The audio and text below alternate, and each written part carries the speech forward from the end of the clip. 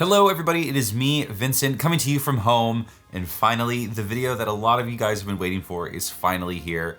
I want to talk about my perfect epic universe. I've done this video 3 times before for Universal Studios Florida, for Islands of Adventure, for Halloween Horror Nights. It only makes sense that I would try and do this for Universal's brand new park. But the thing is, already right off the bat in its original form, this park is pretty fantastic. But even though it's a really fantastic park right off the bat, I think you can see some things that need to be improved, need to be added, spaces for future expansion. And in this video, I want to talk about what I think those things could be in a kind of like fun fantasy version, but still like realistic choices, kind of like I've done with the other videos. Honestly, a lot of this stuff might be pretty obvious and might be things that all of us have been thinking about already, but it's nice to put them all in one big video. So we're gonna organize this video by every world that exists at Epic Park, including some new worlds that we're gonna add to this park.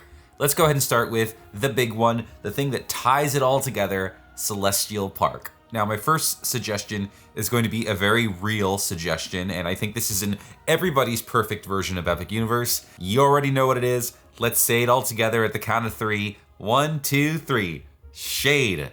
This park needs more shade. Celestial Park is beautiful, Celestial Park is wonderful, and there are a bunch of trees that in the future will grow out and provide some natural shade, but there's just not enough of it. There are also areas that are clearly designed for people to like sit around with nothing covering them. There are like 4 or 5 of these different little corners here that look like really great, big long benches. You can sit down, take a breather, but no one's sitting in them because it is so darn hot. And I think this park desperately needs more shade. My perfect version of Epic Universe, there are awnings in all those little corners. On the walkways, there are trees that are planted in the middle of the walkways. That's a big thing too. There's a stage where musicians play, and I feel so bad for them because like they're playing their music and it sounds fine and it sounds fun, but they're playing to no one because that area where you're meant to watch the show is set up with no cover, no shade. Who's gonna stand there in the middle of August when it's 90 degrees out and the sun is hitting you directly? No one's gonna watch that. You know, there's a really big quote that goes with Celestial Park that'll kind of be talked about forever, I think, and it's, you know, we put the park back in theme park. And it's true, in a way, but there needs to be a lot more shade. Please.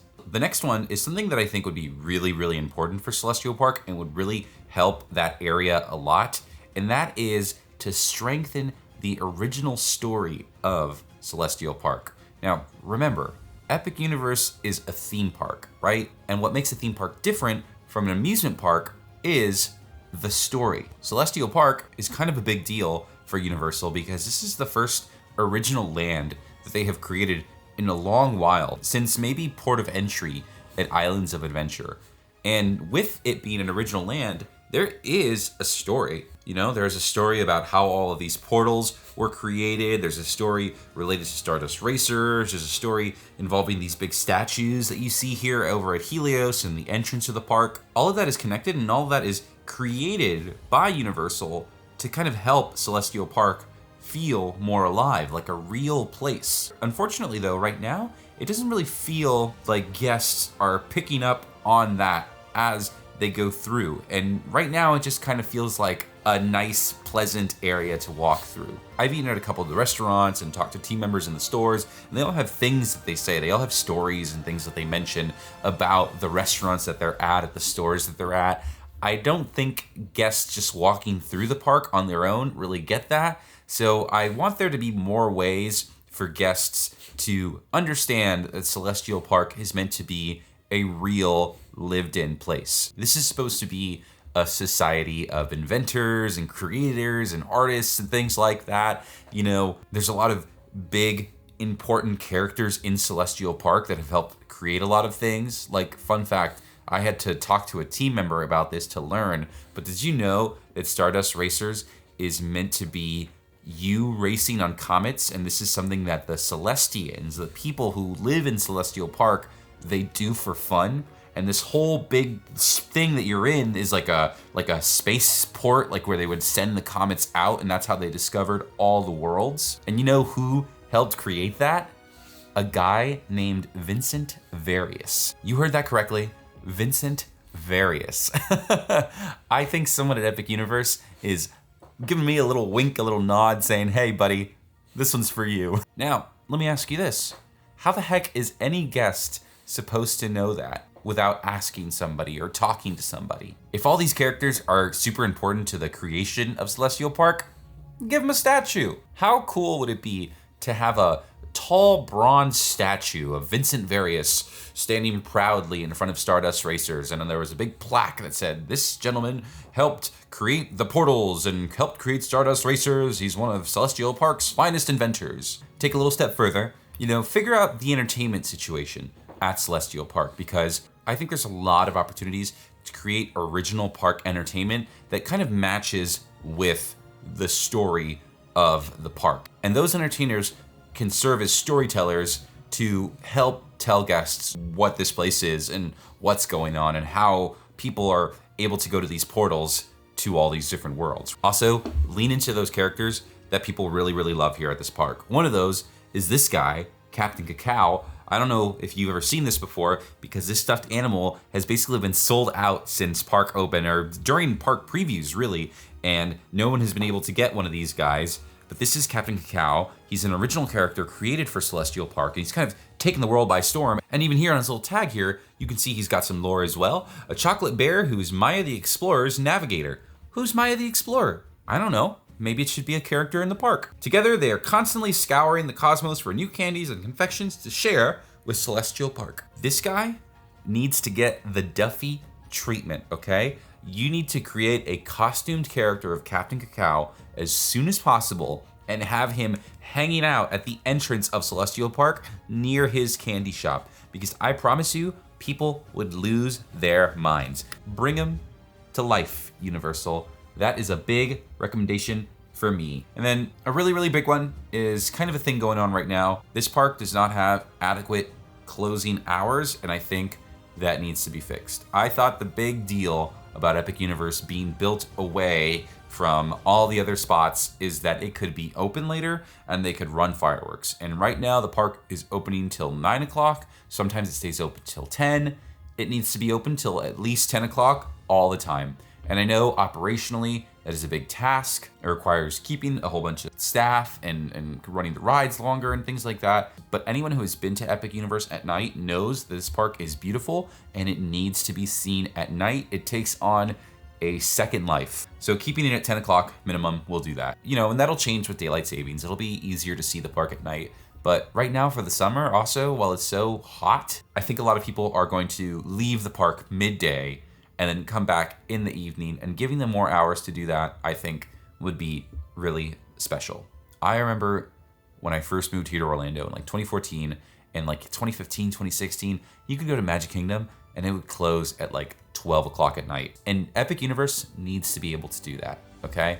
Especially Celestial Park. It is a beautiful area. There's so many different lights and different changing colors. It is crazy to me that not everybody who comes to the park is gonna get to experience that. And I think a lot more people will have opportunities to do so if you keep the park open later. So yeah, that's kind of my main hits for Celestial Park. Now, the next world we're gonna talk about is Super Nintendo World. In my opinion, Super Nintendo World is one of the most fleshed out worlds at Epic Universe. It has the most amount of stuff to do with its rides, its interactive elements. I do think there are some things that can be added and tweaked, and then some kind of fantasy picks. The first one we'll talk about is with a ride that already exists there, Yoshi's Adventure. I love that ride. I think it's really great. I think it's a really scenic ride. I do kind of wish that most of that ride was indoors.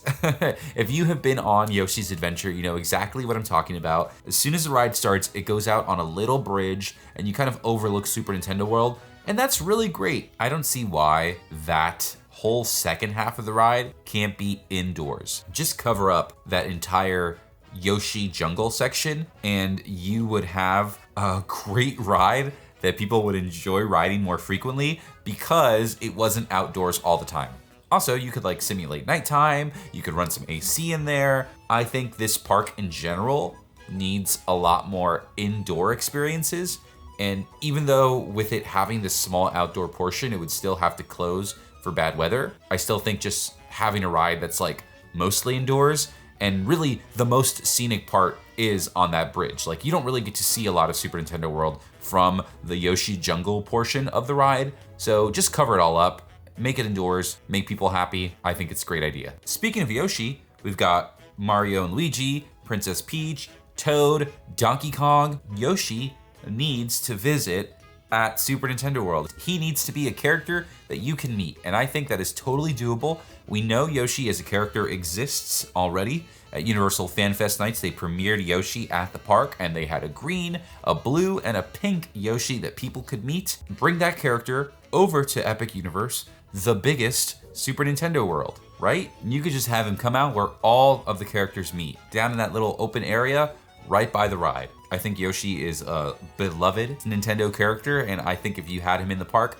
people would be excited to meet him. Let's go ahead and add Yoshi to the Super Nintendo World experience. I mean, he's got a ride. And lastly, with Super Nintendo World, you know, something that I'm very curious to see what Epic Universe does is with their seasonal offerings. And Super Nintendo World in California and Japan actually do celebrate Christmas time. So I would love to see that brought over to this Super Nintendo World. You know, there's these really cute Mario and Luigi snowmen that kind of hang out by the entrance of Super Nintendo Worlds at all the other ones. I would love to see our Super Nintendo World get the Christmas treatment. You know, some decorations, some trees, you know, some music, some Toadstool Cafe themed food.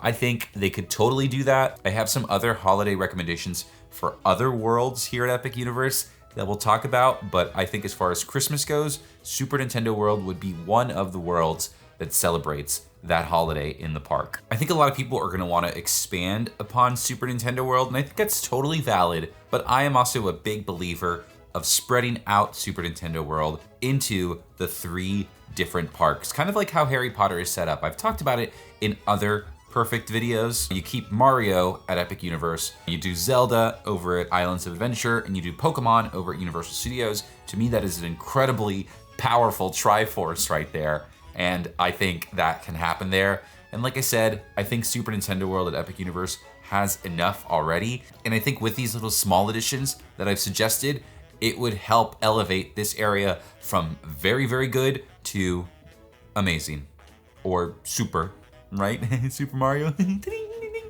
Anyway, moving on. Now we head over to our first major plot of expansion here at Epic Universe, and that's really kind of like the big deal about this park. It was built with expansion. If you've been there, you've probably already seen big open areas. I'm sure you've seen the amazing BioReconstruct photos that show you how much space this park has to grow. And instead of using some of that space for Super Nintendo World, we're gonna use it for our first major expansion here at Epic Universe, and this is a pretty popular idea that people have already had. It is going to be a world based off the very popular musical and Universal movie, Wicked. We are gonna create the Emerald Portal, and we are going to go to Oz. And I can already see the portal to a Wicked world at Epic Universe. You know, Super Nintendo has this really cool rainbow star pattern leading up to the portal. What happens at the portal of Wicked? The yellow brick road. Duh. And of course, the big quote over the Wicked portal would be, "Everyone deserves the chance to fly." Such an iconic line. That's what's gotta be on the portal. I need to give a big shout out to the Instagram page, Pop PhD. They design roller coasters and theme park worlds. They actually came up with a really great concept for the portal of Wicked at Epic Universe, which is that you kind of enter through it and you walk alongside the big train that takes Glinda and Elphaba to Oz. And that is almost like you're stepping off the train into the city of Oz. And of course, this world would be all emerald. If you saw this movie, you probably had the exact same thought that I did when I was watching. When the girls go to Oz for the first time and there's that big musical number in the city, I was looking at that and going, that is a theme park land if I have ever seen one. So that is gonna be our main area here at Epic Universe. And this area would have 2 major things. The first one is we're gonna go ahead and add another show. We're gonna create a theater where we do an abridged Wicked musical. This is not the first time that Universal has done Wicked in the parks. In Universal Studios Japan, they actually used to have in World of Oz, all the way in the back of the park. And one of the experiences was a Wicked show. So they did the Wicked play in like 25 minutes. I think you can find a way to do that here. And I think people would really appreciate it. Also, it would add so much more to the park. Imagine a theme park with 3 major sit-down shows. That to me sounds like a gigantic people eater, and people just love Wicked. You know, we want to see people sing Defying Gravity. What a powerhouse song. And speaking of Defying Gravity, that is so easy, so obvious. It is the name of our big roller coaster here at the Wicked World, or the Wicked Universe. Oh my gosh. Because I mean that is the song from Wicked, right? And it literally is set up perfectly. It involves Elphaba flying through the city, and you do a roller coaster like that. I really like the idea for the park to have 2 major coasters on each side. You know, you have Stardust Racers on the right side of the park. You do Defying Gravity on the left side of the park. And you, it doesn't have to be as intense as Stardust Racers, but I think there should definitely be some height involved. I want there to be spires of Oz that the roller coaster goes in circles around. And then of course, to top it all off, you do some onboard audio specific to the ride. You don't just play the song Defying Gravity, you create a composition that involves Defying Gravity on this roller coaster. And I think to me, that would be an incredible, incredible hit. And then the third piece, the final piece, is of course, what is a Wicked world without getting the opportunity to meet the characters? You would have an indoor space, preferably like where they meet the wizard for the first time. You know, you could have a big animatronic face of the wizard, which actually has happened before over at Universal Studios Singapore. They had a Wicked experience and it involved a giant wizard puppet, which is so cool. We could totally have that over here. And then you're able to, of course, meet Glinda and Elphaba, the characters from Wicked. These girls were extremely popular. They met for a limited amount of time at Universal Studios Florida, and they would have 2-hour lines every day just to be able to meet them and take a picture with them. I think they're coming back to the park in some capacity. I know you can meet them over at Universal Studios Hollywood right now during the summer of 2025. People love Wicked. People love those characters. The world of Oz kind of exists past the Wicked movie, you know, right? Everyone is familiar with the Wizard of Oz and the story of that. So even if you're not super big on the Wicked movie specifically, you can get people who come here and still have a connection to the Wizard of Oz. And you would also just have another big Universal IP that Universal can work a lot more freely with. They can do a lot more with. I mean, there's probably the middlemen of like the Wicked Broadway people and the Wicked story and stuff like that. But I just think it's good to have big, popular Universal IPs in the Universal parks, right? You know, Jaws, E.T., Jurassic Park, Fast and Furious, and now Wicked. You know, everyone's thought about it. I'm thinking about it too.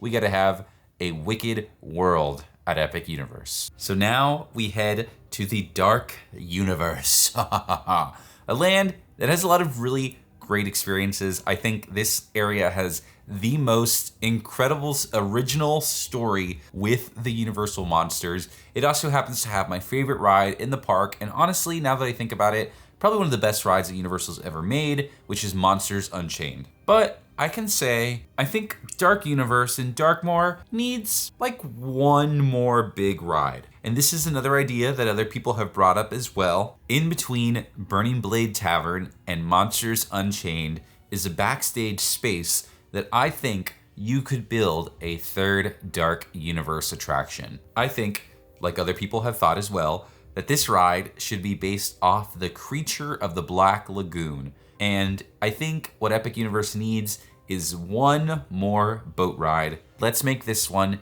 an indoor boat ride based off the creature, or in this case, the creatures of the Black Lagoon. In Dark Universe, it's kind of gotten the original Universal monster story and enhanced it for the theme park. We're gonna do that here as well, where in this version of the creature of the Black Lagoon, it's not just one gill man, but multiple gill man. And this story kind of gets reinforced in Dark Universe anyway. On the ride itself, you see the creature of the Black Lagoon. And in the Burning Blade Tavern, they also have the skull of a gill man on display as well. So that kind of tells people already that there are maybe multiple versions of this creature out and about. And naturally, they would be lurking in the swamps of Darkmoor. So we're gonna do a boat ride. This is gonna satisfy two different needs from this park, which is more water rides. Currently, there's only one ride, which is Fire Drill. It gets people very, very wet.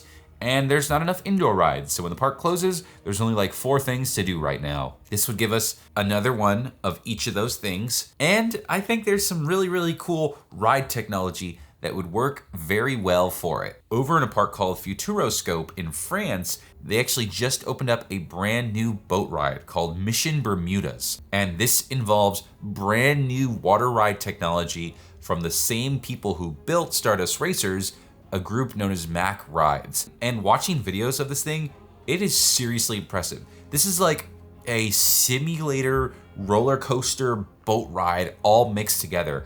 It moves fast through spaces, it accelerates, it slows down, it even goes into reverse, turns in odd corners, and at the end of this ride, it actually goes up a giant lift and down a big roller coaster style drop. Now, I think that this Creature of the Black Lagoon ride doesn't need the drop. I think that's a little bit too much, but if you had an indoor boat ride where you were in the nighttime in the swamp and you were on a boat going through like an airboat or something like that, and you were trying to escape the gillmen, the creatures of the Black Lagoon, trying to reach out of the boat, and then you hit a wall and you'd eventually end up in their lair in a dark cave, and it would be dark and spooky. You know what? Let's add some interactivity to it. Let's add spotlights, little beacons that people could look for, where at the beginning of the ride, you're looking through the spotlight and you point it towards the water, and the reflective eyes of a scary creature of the Black Lagoon is looking out at you, kind of like gators here in the Everglades. How scary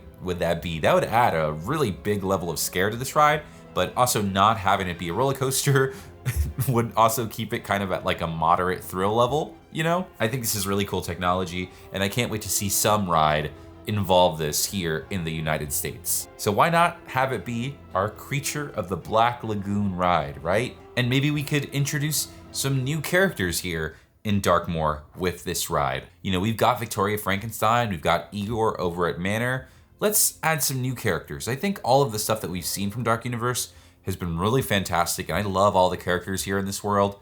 I want to see some more of them. And speaking of characters, one of the most popular characters is currently locked up in Monsters Unchained. It is Count Dracula, the big bad of the ride, and really the whole big bad of Darkmoor. I think if the Epic Universe is going to have seasonal overlays, I think Dark Universe has to have a Halloween overlay, and this one will be the Season of the Vampires. But vampires in the Dark Universe are very connected to Darkmoor Village. They have a whole restaurant themed to vampires. You know, the storyline of that well at the center of the village involves vampires. And then of course there's Count Dracula himself. So you turn Darkmoor into like Season of the Vampires. I'm just calling it that because I don't have a name for it. But like make it very vampire based, vampire inspired, do some decorations out in the park.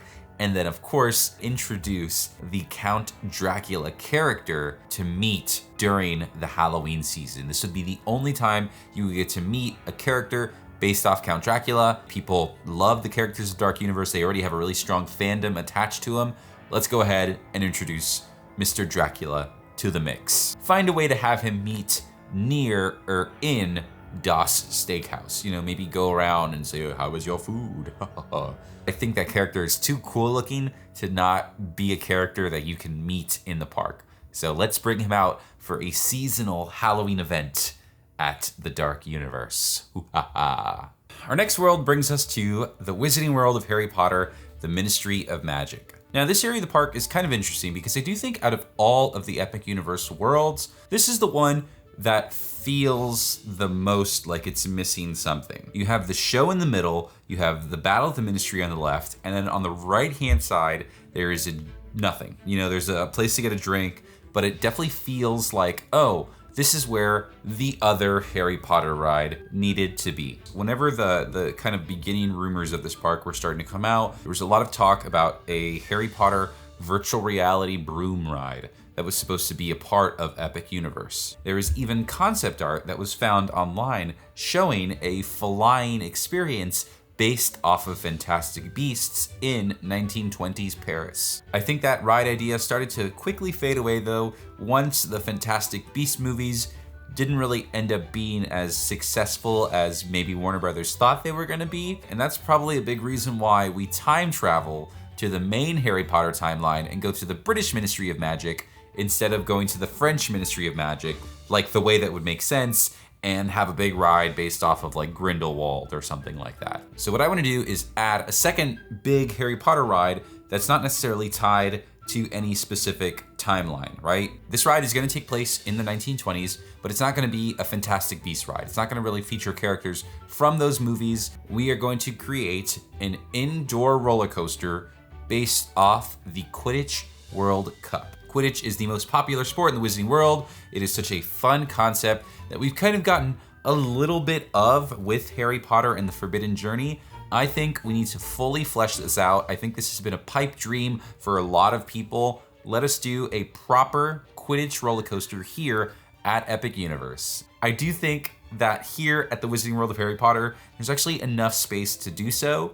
Backstage photos of the Harry Potter area shows a very big plot of land. And in my opinion, I think you can build a tall indoor roller coaster space there based off of Quidditch. Quidditch as a sport in the world of Harry Potter has been going on since 1473, and it has had various World Cups throughout the years. We're in the 1920s. France is hosting the Quidditch World Cup this year. And you go and you have a giant indoor arena where, oh, you know what?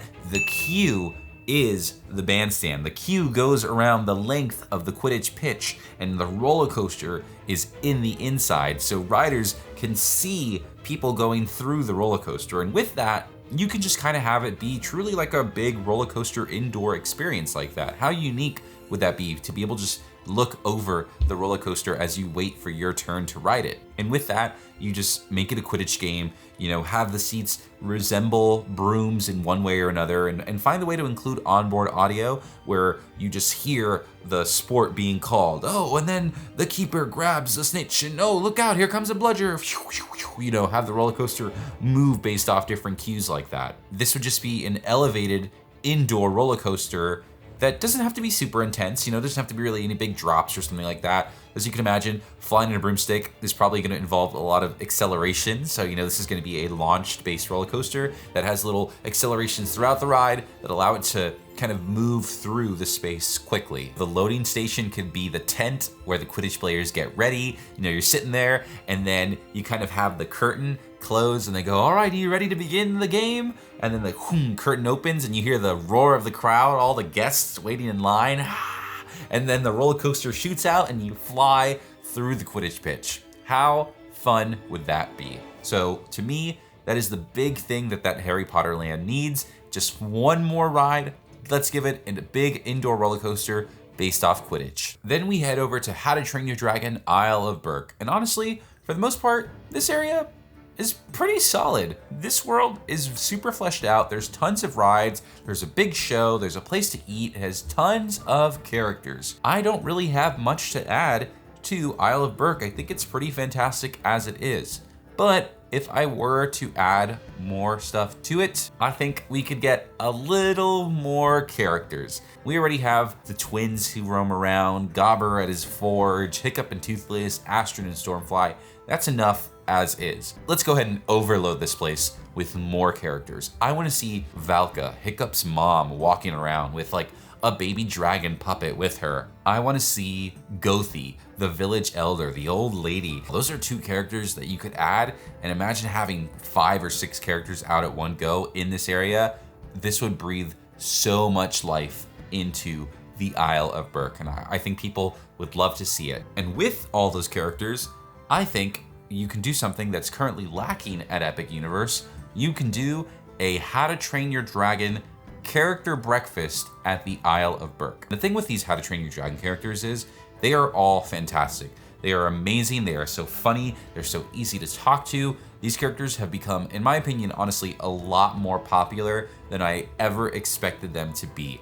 And they've almost become viral in a way, where you would get not just families trying to do this character breakfast, but like everybody would be trying to do this breakfast. Everyone wants to talk to the twins. You know, everyone wants to be able to talk to Hiccup. So have all these characters, and if you bring in the Valka and the Gothi with little puppet dragons that they're able to go in and talk to people at breakfast time, I think you have got a big hit on your hands. So really, that's kind of like the only major thing that I think needs to be added. And then just to kind of round it out, something that I didn't know prior to looking up stuff for this video was that the Vikings of Berk actually celebrate their own version of Christmas. It's called Snuggletog. There's been holiday episodes of How to Train Your Dragon based off of Snuggletog, and I think that would be another way to have another world celebrating Christmas. And I could totally imagine Berk decorated for Christmas. I think it sounds so easy. I hope it's something that actually happens in the future that isn't just like a fantasy for this video. In fact, there is actually a drink that is from Snuggletog that is being sold at the park. It's Yaknog. They sell it at the mead hall. And I've not had it myself yet, but it's like a cinnamon chocolatey drink. It's supposed to be really popular. I should definitely try to get one the next time I'm there.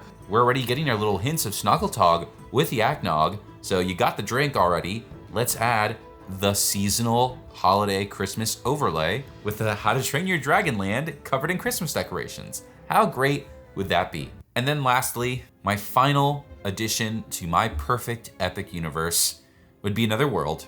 In between Stardust Racers and the Wizarding World of Harry Potter, you have potential to build a world based off the Lord of the Rings. The Lord of the Rings, the last great IP that has not been captured by the theme parks yet, in my opinion, is Lord of the Rings. It is an iconic story. It is some of the best movies ever made. I do think that in some way, unfortunately, its time might have passed, but we're gonna make Lord of the Rings cool here at Epic Universe for younger audiences, okay? Our Lord of the Rings world is going to be based off the Shire. The whole story of Lord of the Rings kind of spreads throughout the entire world, so it is hard to pick one. I do think the Shire is the most iconic of the locations. You know, it has those green rolling hills, it has the Hobbit homes, so when you are going into the Lord of the Rings world, you are a Hobbit, or I guess really whoever you want to be. As you're entering through the portal, you know, it'll look like the portal from the outside, but as you get kind of halfway through into the world, it'll be a half open Hobbit door, like you're walking out of your Hobbit home into the Shire. We could also have Bilbo's house that people could walk into, and that'd be a really fun photo op, kind of like Hobbiton in New Zealand, you know, kind of get a lot of that experience and bring it over here into the theme park. This is also where here in the Shire, you would have a restaurant called Second Breakfast. What about breakfast? We've already had it. We've had one, yes. What about second breakfast? Hobbits are known to have 6 or 7 meals a day, and one of the most popular is Second Breakfast. So we are gonna create a full service sit-down restaurant here in the Shire that serves breakfast all day. Come on, guys. This stuff, too easy, too easy. You could sell Hobbit cloaks, right? Something you wear with a little pin that the Fellowship has, those little leaves right there. You know, you can sell elven bread, that bread that they eat that's supposed to not make you hungry. Sell that as a snack in the park. And heck, even do like, like you can do like a My Little Pony horse of Gondor, where you could get your own little horse and comb its hair and dress it up however you want it to look like. But as far as rides go, there are 2 big type of rides that I could imagine for a Lord of the Rings world. The first one is the Mines of Moria. This would be an indoor attraction, having you go through the mines, where you would use a lot of really high def screens to depict depth and also big, large scale battles. When I think of going through the Mines of Moria and kind of being part of that big battle that they have in there, I think of the scene in the battle at the Ministry when you're going through the time room and the screens blend in perfectly with the buildings. And I think that is what the Mines of Moria ride would look like. And then, of course, the big finale of this ride would be the Balrog. You would have a giant full-scale Balrog animal. Okay, well, not full-scale, because things like 100 feet tall, but like a really big Balrog animatronic at the end of the ride, and Gandalf would, "You shall not pass," boom, on a bridge, and recreate that moment in front of you. People would lose their minds. So I think a Mines of Moria ride in the style of Battle at the Ministry, not necessarily a big elevator lift, but I think that Battle at the Ministry technology could work really well. You know, it's such a large scale ride. I think that type of large scale needs to be applied to a Lord of the Rings Mines of Moria ride. And there would be one more location in my Lord of the Rings world. This would be a kind of forced perspective mountain depicting the human city of Minas Tirith. And inside there, we could do a large flying simulator ride that involves you hopping on an eagle, flying to Mount Doom. And this would kind of be like some version of Soarin'. There's a lot of really cool, unique technology for flying rides now. I've actually even seen some patents that I think Universal made a while back that involves riders being above the screen and looking down on the simulation, which I think would also work for this one here. Another big part of Lord of the Rings and what makes it so exciting and so engaging is the fact that there are large wars on large fields. And I think doing a flying simulator type ride is gonna be the best and easiest way to give that flying over a battlefield. This would also involve the beauty of Lord of the Rings, right? These movies were filmed in New Zealand with this beautiful mountains and such a beautiful country. You could kind of make this like a Soarin' over Middle Earth kind of deal. But then of course, the last thing that would happen would be that you are trying to get to Mount Doom because Frodo and Sam are dropping the ring. So you go to Mount Doom and you're kind of there witnessing the final moments as they throw the ring into the lava. And then you are part of the eagles that pick them up and take them back.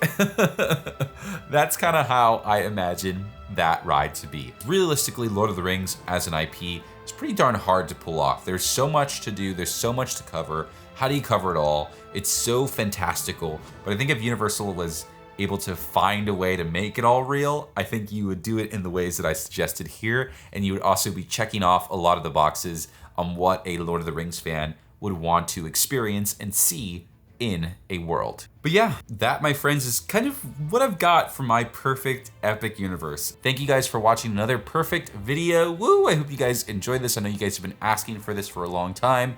It is finally here. Please leave a comment down below on what you would want to add to your perfect version of Epic Universe. Epic Universe is only getting started, but I am very, very excited to see what the future holds for this park. And who knows, maybe some of these things that I suggested in this video might end up coming true. And I think if that happened, that would be pretty darn awesome. I'm gonna get on out of here. Thank you guys for watching another Vincent Vision, and I will see you at the next one. Bye-bye.